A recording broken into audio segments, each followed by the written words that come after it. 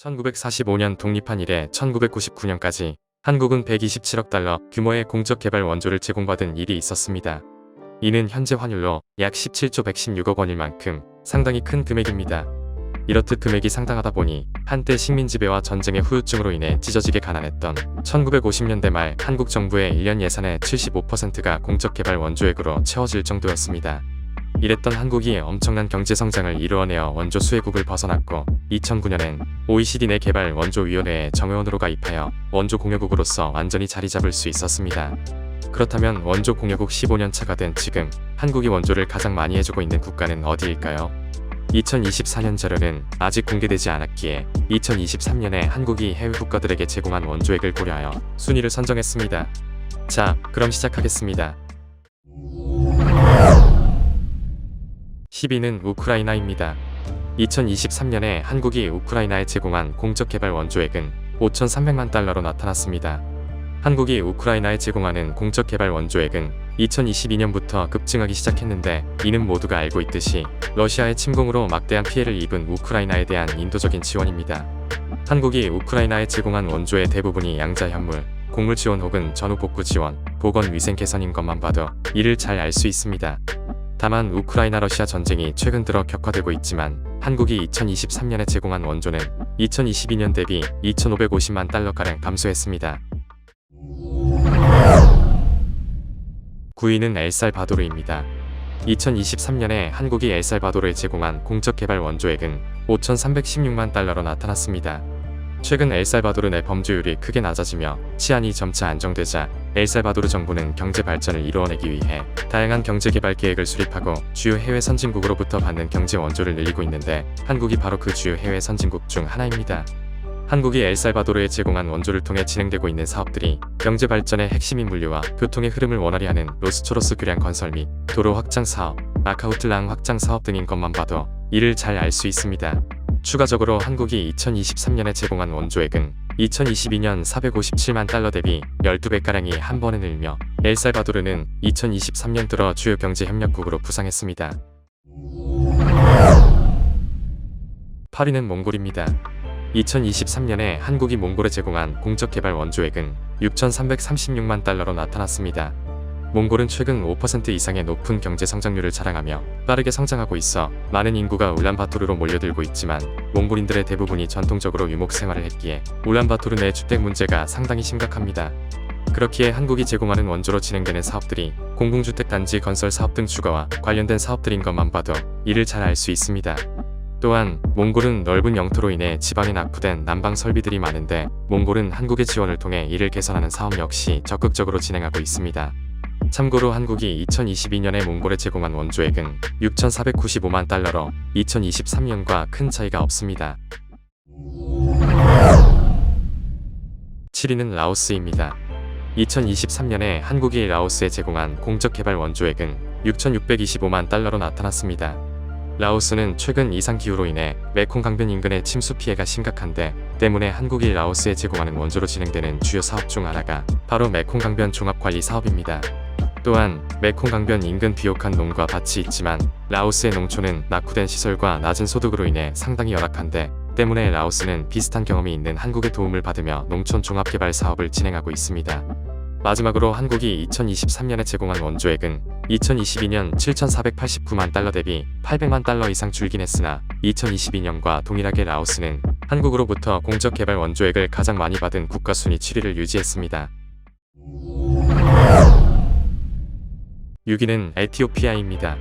2023년에 한국이 에티오피아에 제공한 공적 개발 원조액은 7,829만 달러로 나타났습니다.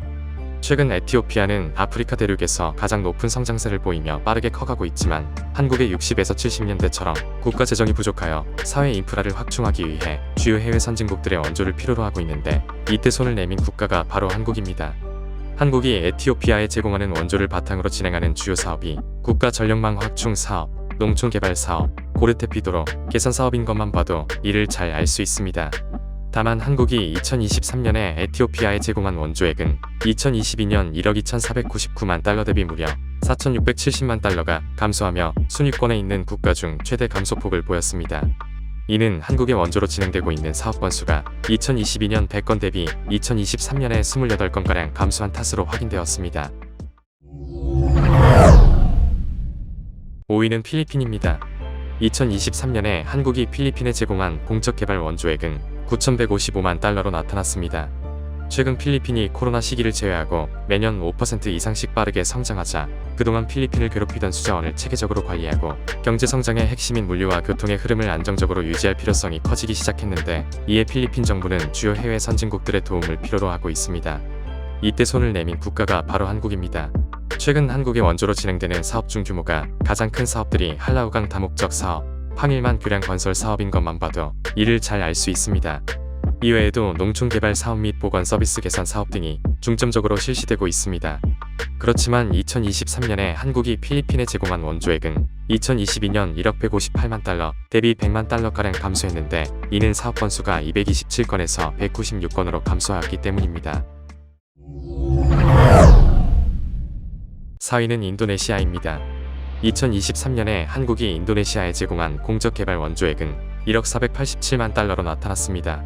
최근 인도네시아는 무분별한 지하수 남용으로 인한 엄청난 피해를 경험하고 있어서 인도네시아 정부는 수자원을 체계적으로 관리하기 위해 수자원 관리에 영향이 있는 주요 해외 선진국들의 도움을 필요로 했는데, 이때 주요 협력국이 바로 한국입니다.